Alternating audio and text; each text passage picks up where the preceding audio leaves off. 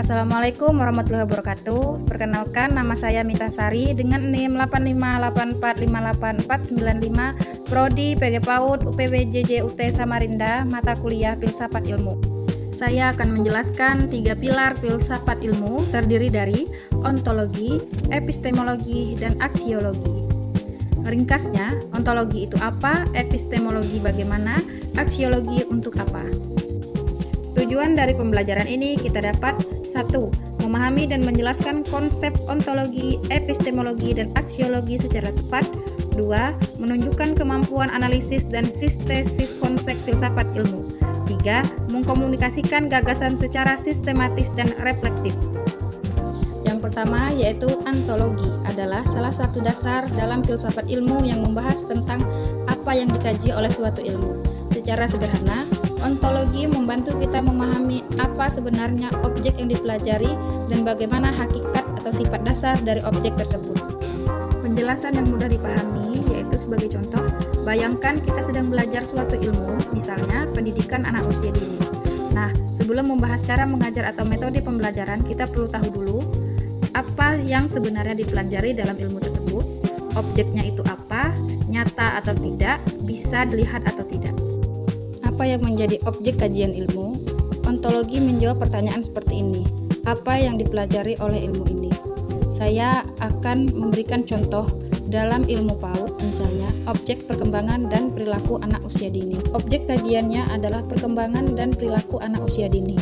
Perkembangan mencakup perubahan anak dalam berbagai aspek seperti kognitif, fisik, bahasa, dan sosial emosional. Sedangkan perilaku adalah tindakan anak yang bisa kita amati, seperti cara bermain dan berinteraksi. Dengan memahami objek ini, kita sebagai guru dapat lebih tepat dalam memahami kebutuhan dan tahap perkembangan anak tersebut.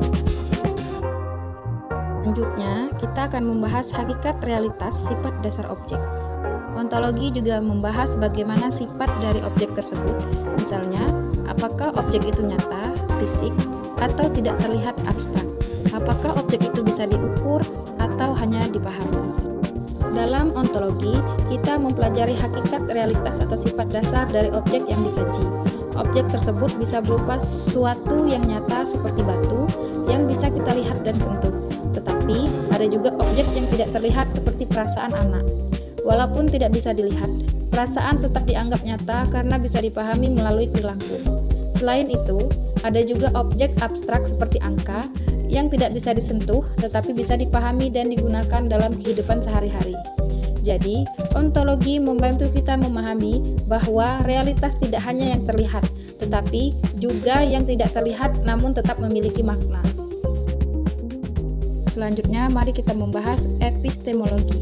Epistemologi adalah salah satu dasar dalam filsafat ilmu yang membahas tentang bagaimana ilmu diperoleh, metode yang digunakan, serta bagaimana kebenaran diuji.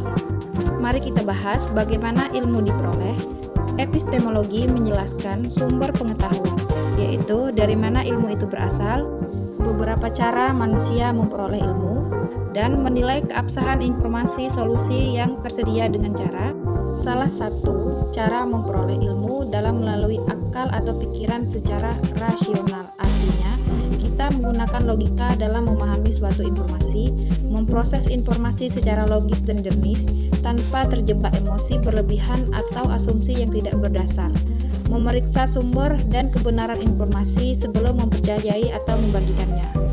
Selanjutnya, metode yang digunakan. Epistemologi juga membahas cara atau langkah sistematis untuk memperoleh ilmu yang disebut metode ilmiah. Langkah umum metode ilmiah yaitu 1. Mengamati atau observasi, 2. Menyusun pertanyaan atau masalah membuat dugaan hipotesis, 3. Melakukan percobaan atau pengumpulan data, 4. Menarik kesimpulan. Bagaimana kebenaran ini diuji? Epistemologi juga menjelaskan cara memastikan bahwa suatu pengetahuan itu benar. Kebenaran dalam ilmu tidak boleh asal, tetapi harus diuji.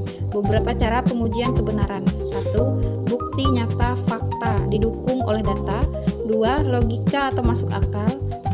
3. Uji ulang verifikasi bisa dibuktikan kembali kepada orang lain. Pembahasan selanjutnya, aksiologi. Aksiologi adalah salah satu dasar dalam filsafat ilmu yang membahas tentang nilai, etika, dan tujuan penggunaan ilmu dalam kehidupan.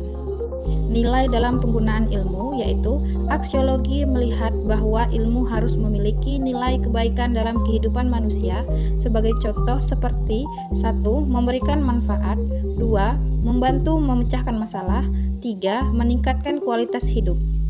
Selanjutnya, etika dalam penggunaan ilmu. Etika berarti aturan atau batasan moral dalam menggunakan ilmu. Tidak semua ilmu boleh digunakan sembarangan. Pertanyaan dalam aksiologi, apakah penggunaan ilmu ini benar atau salah? Apakah merugikan orang lain atau tidak?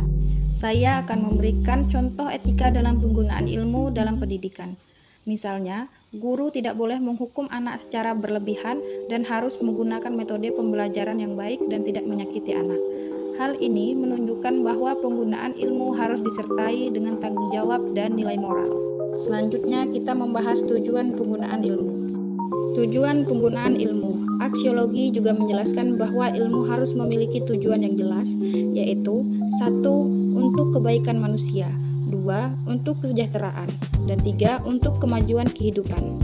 Selanjutnya, kita membahas tentang keterkaitan ontologi, epistemologi, dan aksiologi adalah 1. Saling melengkapi dan tidak bisa dipisahkan. 2. Menjadi fondasi utama dalam membangun ilmu yang benar dan bermanfaat. 3. Membentuk satu kesatuan.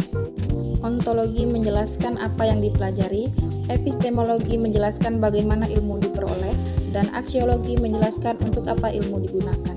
Dengan memahami ketiganya, kita tidak hanya mengetahui ilmu, tetapi juga memahami asal-usul cara memperolehnya, serta bagaimana menggunakan secara bijak dan bertanggung jawab. Terima kasih sudah menonton serta mendengarkan. Semoga dapat dipahami. Wassalamualaikum warahmatullahi wabarakatuh.